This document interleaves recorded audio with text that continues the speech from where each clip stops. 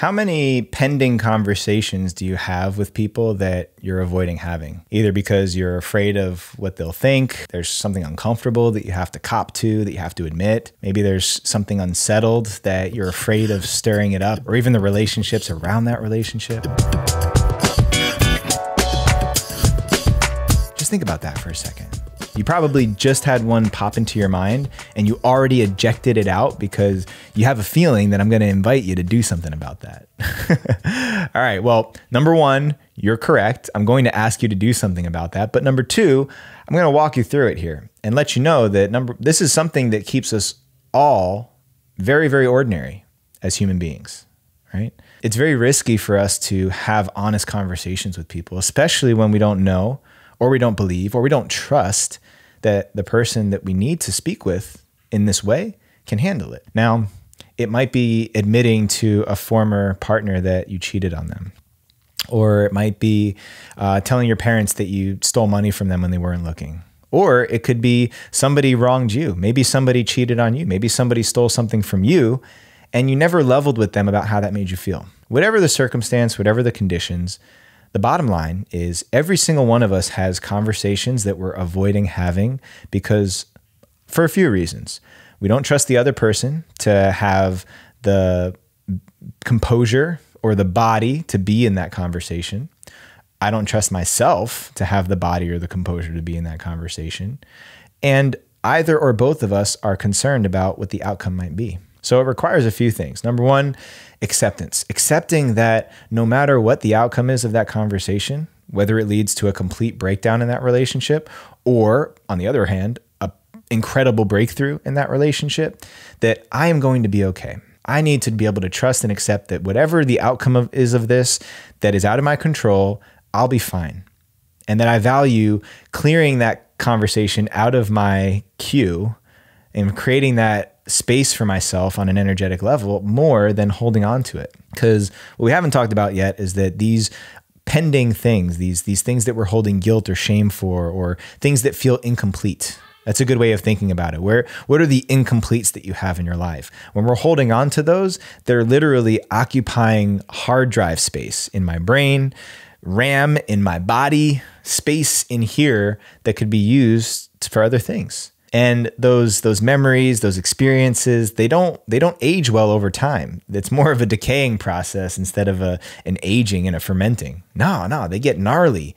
Those stories, those incompletes, some of them go all the way back to childhood, right? Just think about those incomplete conversations, those clearing conversations you haven't had with people that date back to decades ago. Now, maybe there's a magnitude and a scale to them. Maybe it's a girlfriend you had in high school that you cheated on her with her best friend and she never found out about it and you never told her, right? She's probably off living her life right now, has no idea that that ever happened, probably has her own family and kids, etc. And if you were to share this with her, she probably would say, well, wow, thank you for being honest. And so much time has passed. Thank you for letting me know. And yeah, we were kids, maybe there was something that she wasn't honest about and it creates a possibility for that. Maybe it's really hurtful for her. Who knows? But the point is that being able to stand and deliver these uncomfortable conversations, to tell somebody what's really true for you, to get something off of my chest so that it doesn't occupy space in me anymore by asking somebody if they're willing to be in that conversation with me. It's something that I do for myself and to create the possibility for somebody else. So number one, we said, is acceptance, accepting the outcome. Number two, responsibility. I'm responsible for what I'm bringing to this conversation. So there is a practice and a way to do this with care, but just giving you guys the synopsis of it, you approach somebody and you say, hey, there's something that I'd like to talk to you about, something that I'd like to share. Are you open to having a conversation? And in that conversation, it's not an opportunity for you to put blame on somebody. It's not an opportunity for you to just rip them a new one, give them a piece of your mind. No, it's an opportunity to take responsibility for your part in whatever the breakdown of that relationship was. It's me being able to say, hey, you know what?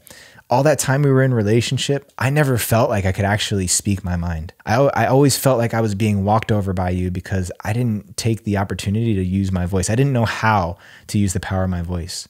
A lot of things you said were really hurtful to me, and I allowed that to happen. And I just wanted to say that to get that off of my chest, because all this time I've been holding a list on you. I've been holding bad energy towards you because of how that made me feel. And I just want to get that off my chest and take responsibility for it now that I've gotten to this place. Or, hey, I want to get this off my chest because I did something that was out of integrity with who I want to be now when we were dating or when we were younger. I did something, whether you know it or not, that hurt you. And even if you didn't know it, that could have hurt you. And the fact that you never found out about it feels dishonest to me. And whether or not that has any impact on you now, I just want to say that because it's important for me to clear that and to be honest with you, to give you that respect, right? So it's taking responsibility for whatever the situation or the scenario was. It's not an opportunity to just go and ream somebody out and give them a piece of your mind. There's another process for that. But to clear space between people, to have the courage, the confidence to say, I want to have this conversation with you, and I want to let you know what's come up for me and what I want to take responsibility for. That's the power of having these conversations.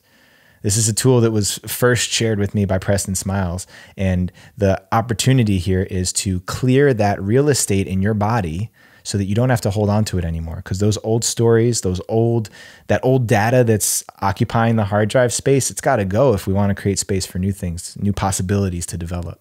So think about where in your life are you not having these conversations?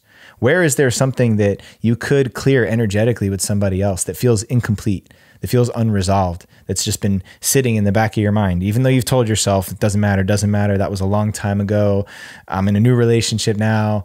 No, if it's still there, if there's still energy attached to it in your body or in your brain somewhere, it's an incomplete. Maybe you start with some easy ones first and work your way up the ladder.